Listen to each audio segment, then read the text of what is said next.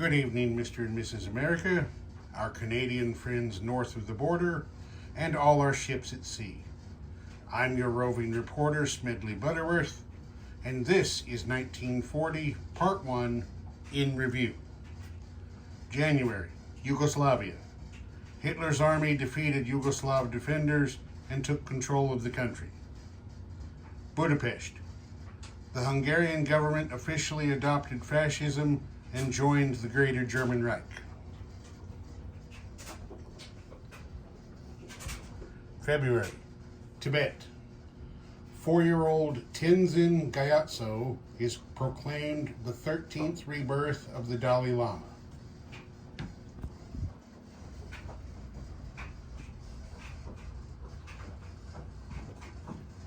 Netherlands. German troops conquered and occupied yet another European nation. Where will Hitler's ambition stop? Kansas City? South Atlantic. U-boats continued to raid British convoy lines, but with less success than the early months of the war.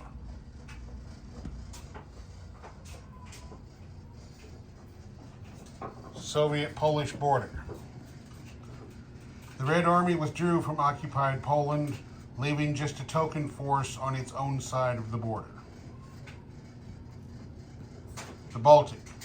Soviet troops also evacuated their positions in Viipuri, pulling back to Leningrad. Farther down the coast, Lithuania fell under Comrade Stalin's thumb as the red hammer and sickle flies over Vilnius. March. London. Udham Singh, an Indian nationalist, assassinated Sir Michael O'Dwyer, former Lieutenant Governor of Punjab. He called it an act of vengeance for the Jallianwala Bagh massacre of 1919.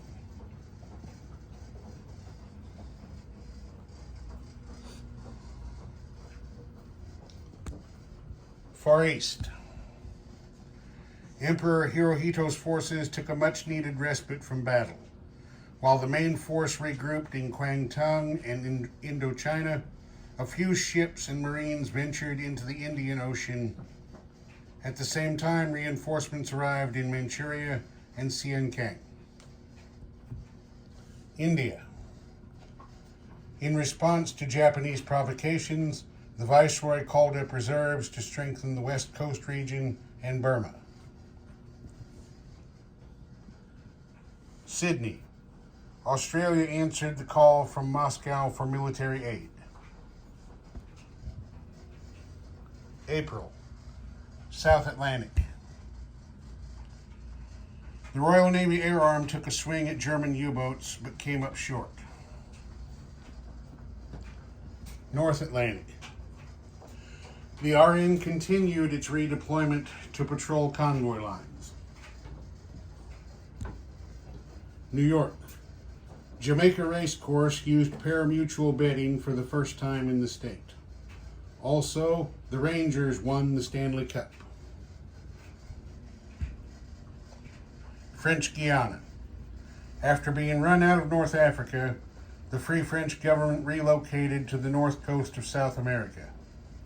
With an empty treasury and no army, the future looks bleak for the Frenchmen. General de Gaulle is reportedly miserable, suffering from the tropical heat and malaria.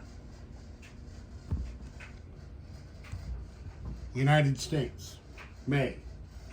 Women's nylon stockings go on sale across the country. Advertised as cheaper and longer lasting than silk, 5 million pairs are sold on the first day. Connecticut. A prototype of the Vought F4U Corsair made its first flight. Mediterranean Sea. Il Duce went on the offensive with victories in Thessaly, Gibraltar, and western Egypt. The Italian Navy also chalked up victories in the Adriatic and Aegean Seas. Africa. The Italian army in Abyssinia took to the field after a lengthy stretch of garrison duty and attacked Nubia. After a hard-fought campaign, the Italians retreated with heavy losses. Pacific Ocean. The Pacific Fleet moved from Pearl Harbor to San Francisco for shipyard-level maintenance and extended shore leave for crews. At the same time, garrisons on Guam and Midway received reinforcements.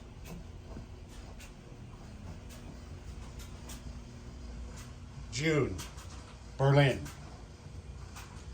Documents leaked or possibly stolen from the Foreign Office suggest a scheme to forcibly relocate European Jews to Madagascar. Vichy has apparently agreed to cede the island to Germany, and it would be governed as a police state under SS command.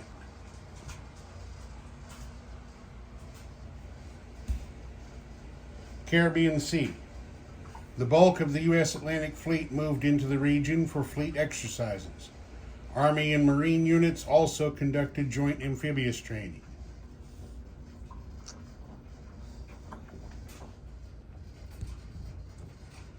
South Dakota. Motorcyclists held a rally in a small remote town. Participants said they gathered to share their passion for motorcycles with others. Some talked about possibly returning to Sturgis for another rally next year. And there you have it, 1940 Part 1 in review. Thank you and good night.